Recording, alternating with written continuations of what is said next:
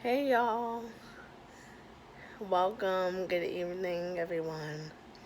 It's Mary J, and you're watching Encourage to Encourage. I hope everyone's weekend is going great. Everyone's wearing their masks, washing their hands, and being safe in general. Yeah, it's just so good to be back. Another week, and just to sit down for a few minutes and talk to you all. And yeah, so as I promised last week, today I'll be sharing my testimony in hopes that by sharing my story, it will inspire others, motivate others to be a light in the world. Again, before I get into my story, I just wanna, I just want everyone to keep in mind to be kind. This is a safe space.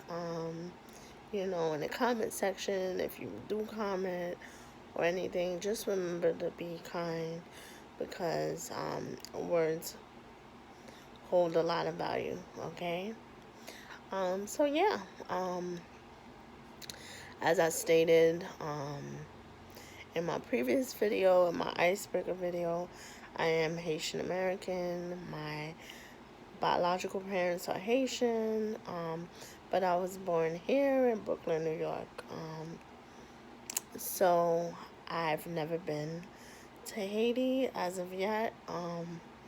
I kind of want to go, just to learn more about the culture and the country. And I also have family down there that I would like to meet. When I was younger, I used to be able to understand Creole and, respond back in English. I never used to be able to speak the language, but I always was able to understand it. But now I don't speak it and I do not understand it at all. So I want to work on that. Um, yeah, that's very important for me to learn that language.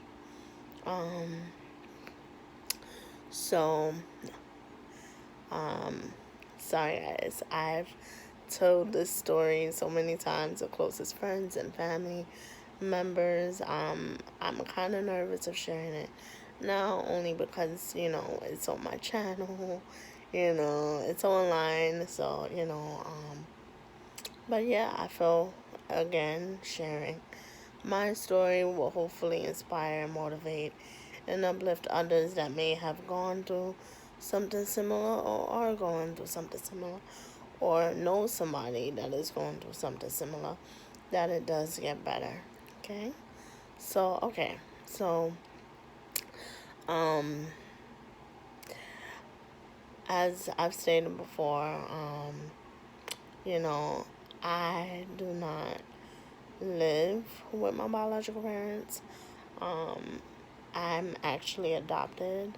I've been living with my family now for 17 plus years. I was born into my family's home when I was 9 years old, and I was adopted at 17. And the reason that it took so long was because of a lot of court proceedings and how messy things in court could get. So yeah, that was the whole reason for the time gap. So, but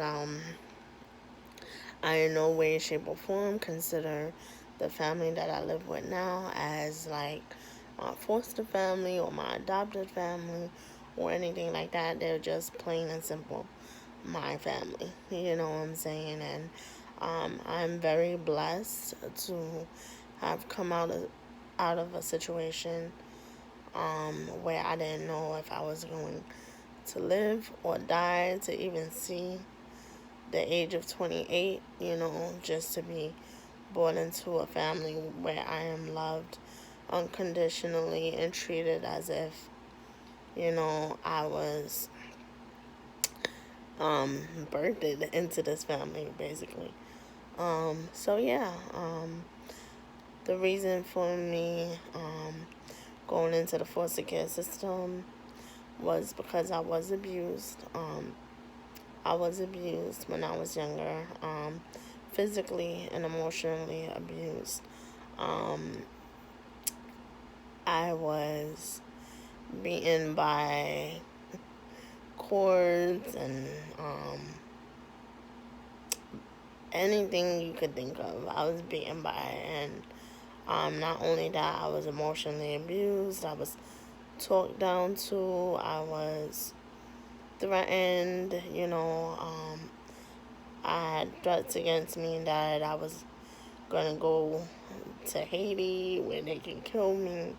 You know what I'm saying? So, being at just, a young age, I always felt like so unloved and unwanted. And I actually ended up, like in my earlier years, I actually was very disgusted by who I was. And I actually hated being Haitian American because I felt like all Haitians were um, the same as the people that abused me, or the person rather, I should say, that abused me. So I looked at all Haitians in that same manner. But again, that was me when I was younger. Now I'm older and have a different outlook on things. So, of course, I don't think that way now. But growing up, I definitely did. There were a lot of times that I wondered, even sometimes now, I wondered about, why did the abuse happen to me? Why was I so unloved and unwanted, And I always assumed that it was because of my disability. I have cerebral palsy, and for those that don't know what that is, it's a condition that affects my joints and it causes me to have poor balance. Um, by the grace of God, I don't have it as severe as others might have it. There are other people out there that have this this disability very severely, where they're confined to wheelchairs, where it's very difficult for them to walk and speak. You know what I'm saying? Um, Thankfully for me, I have the ability to walk and do everything that I wish independently. I may do it at a slower pace, but um, by the grace of God, I don't have it as severe. So yeah, I always thought that the reasoning behind my abuse was because of my disability. Unfortunately, um, I don't, uh, I don't, and I don't think I ever will get the answer of why I was treated in such a harsh way, because the person that did abuse me ended up passing away in 2010. And thinking back more on it now, even if that person was still alive, I don't think I would truly get the answer that I want. So, yeah. Um, Being abused, being physically and emotionally abused, like I said, had always gotten me down. Growing up, even into my teenage years, into high school and stuff, I was always, doubting myself, doubting whether or not I was good enough, doubting whether or not, um, I mattered or I had purpose. You know what I'm saying? And it caused a lot of um, depression. Like, depression is very real. There were times, I should say more, that there were times when I didn't feel like getting out of bed. I didn't feel like speaking to nobody really. Um, I was just like very comfortable in my own sadness. And I always had the thoughts in my head, like the playbacks of like that person that abused me saying, like you're never gonna be nothing, you're not gonna be of value to anyone or anything. I always had those thoughts in my head. And so I would say um, the abuse I experienced was motivating, motivating in a sense because I know some people go through trauma and everyone handled trauma differently. But for me, it was my abuse was my motivator in the same breath because it motivated me to not be the person that abused me. It motivated me to actually make something of myself. It motivated me to realize that that's not the kind of person I would ever want to be if I'm ever blessed with children of my own.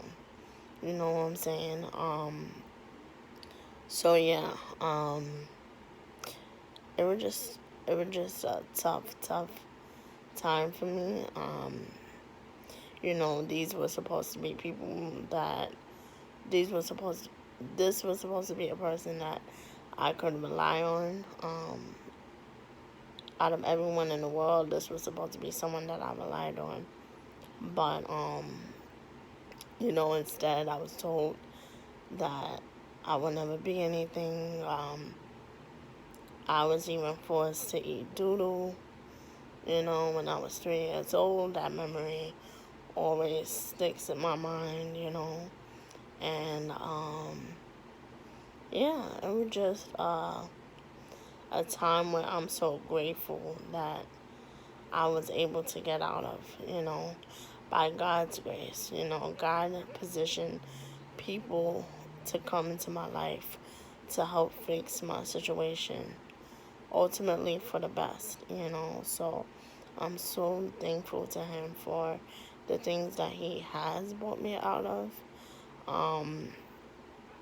and the places where I know He is going to take me in the future, and the things that He's currently doing now.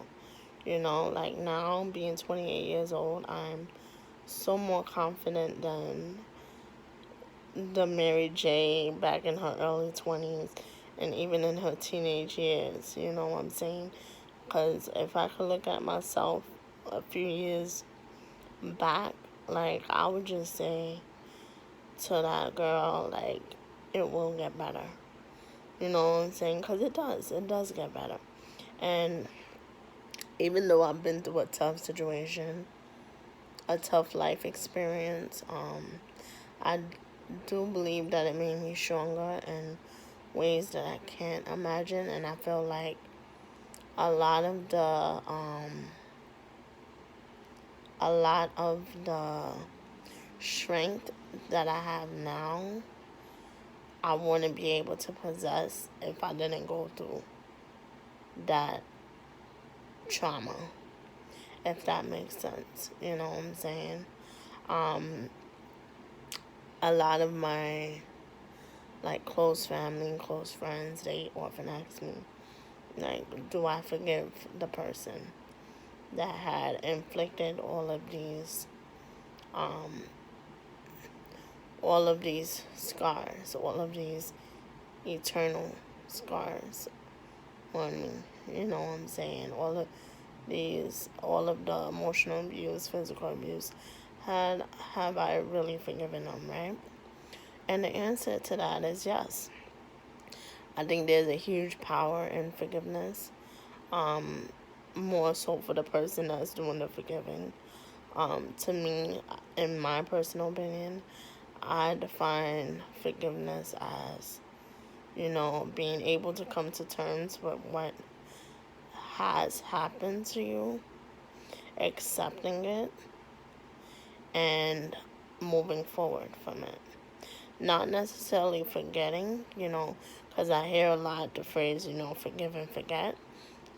I, you know, I personally don't believe I will ever forget the trauma that I've been through, which for me is now I can say is um, okay, because like I said, my trauma is my motivator. It motivates me to be better each and every day because I know what I've been through to get here.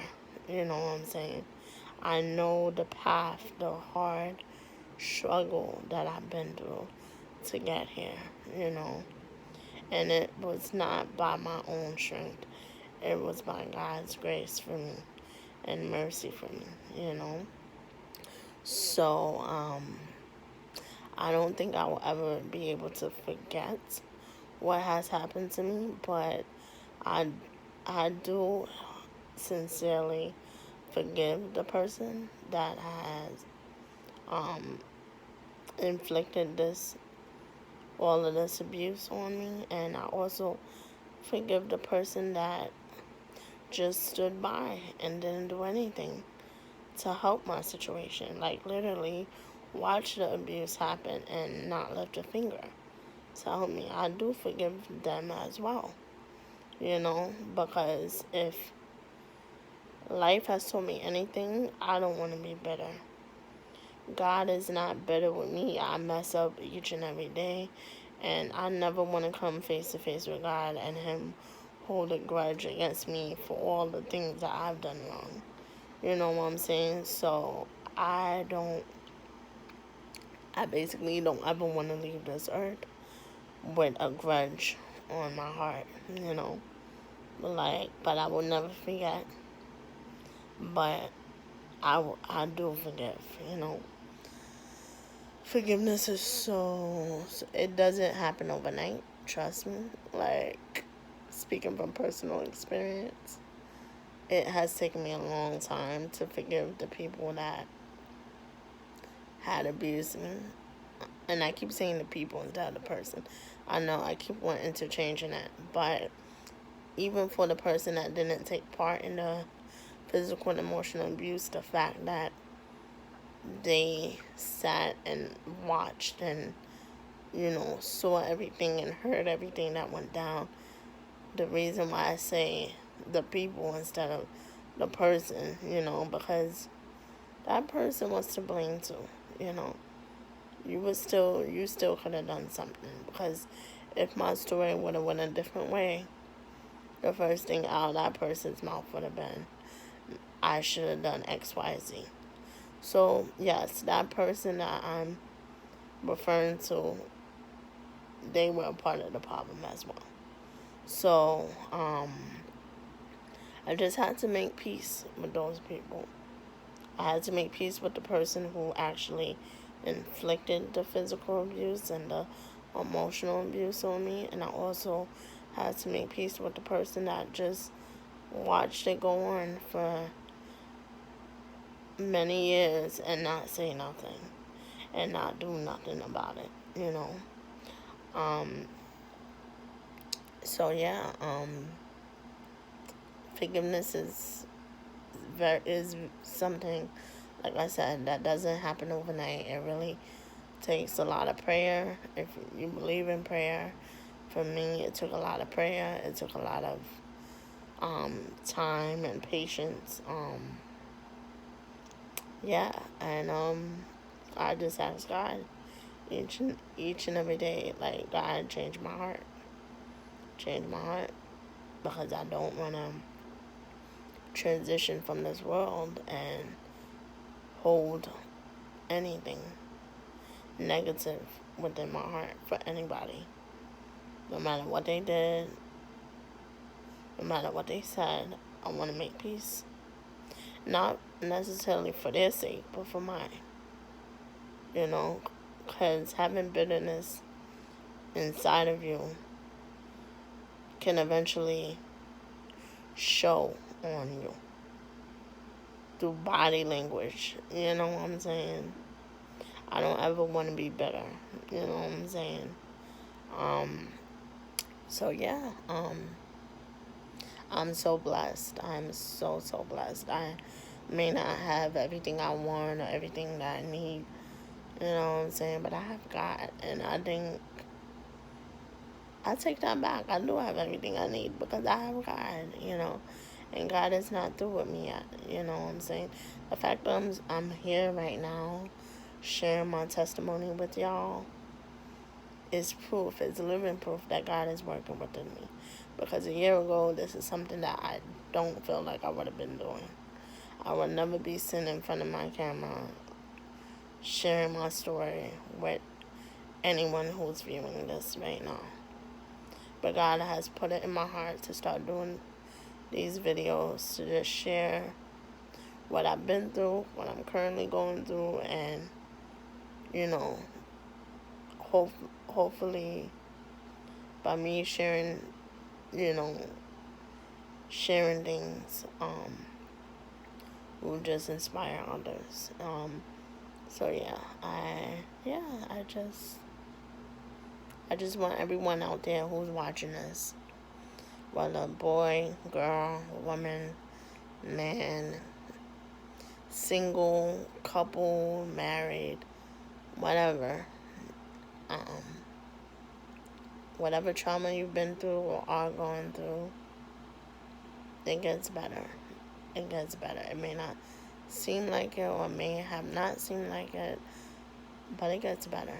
And I know for me, I keep a journal. I always write down everything, everything. I love writing. It's very therapeutic for me. So find an outlet.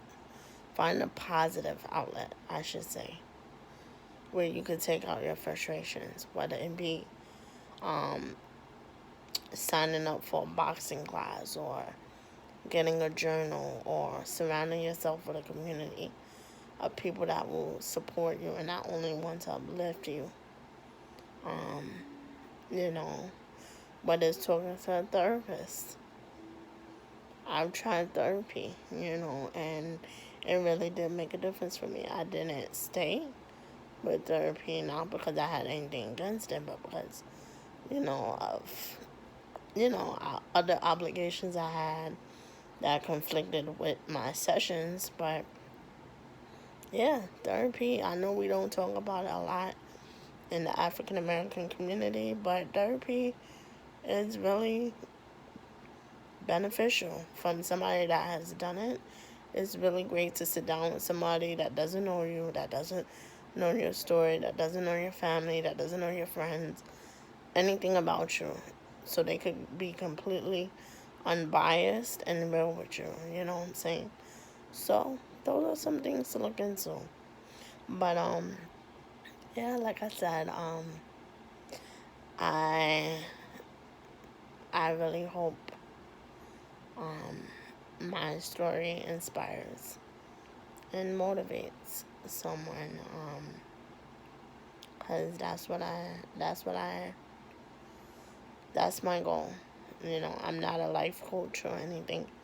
This is just a regular girl from Brooklyn, New York, stepping out of her comfort zone for the very first time in years, doing something that I thought I never would do, which is being on camera, being vulnerable, and yeah, um, yeah, I'm just so blessed. I'm so blessed. I give all praise to my Lord and Savior, and I couldn't have asked for a better family, you know. My mom is like incredible, incredible. Like each and every day, I tell her how much I look up to her, how much she inspires me, and you know, I'm really thankful that she took me in when when I was at a point in my life where, you know, I didn't know who I can trust, you know. So it does get better, everyone. Okay? And yeah, I'm glad to have shared this story. Next week, tune in next week for some more things. I'm not too sure as of yet. Um, what I'll be discussing. I'll have to pray about it and seek God for guidance, because before I do any of these videos, I always pray for God to give me the wisdom to do these videos, and to give me the words to say, the right words, because I never want to come off as offensive or, anything of that nature. It's all love, like I said, from the beginning. It's all love here. And I hope and pray that no one thinks like I'm trying to figure out the words, sorry. I pray that nobody thinks that I'm being vague with my story. Like, I know some people may be like, well, who's the people? I want to know, but I just feel like it's not important to even, bring up who are the people, that took part in the trauma that I experienced. But they know who they are. I know who they are. God knows who they are. And, even though they had caused me a lot of pain, I still pray for them, I still pray for them. I don't wish bad on nobody, even people that have done me wrong. I don't wish bad on nobody. I just pray for those people to seek forgiveness from God and grow from their mistakes. But yeah, it's not important to name who they are. But it's more so important that I share a little bit of my testimony, and hopefully it inspires whoever's watching this. So yeah, I hope to see everyone next Sunday again. I don't know what time. Bear with me, please, and thank you. Bear with me. I know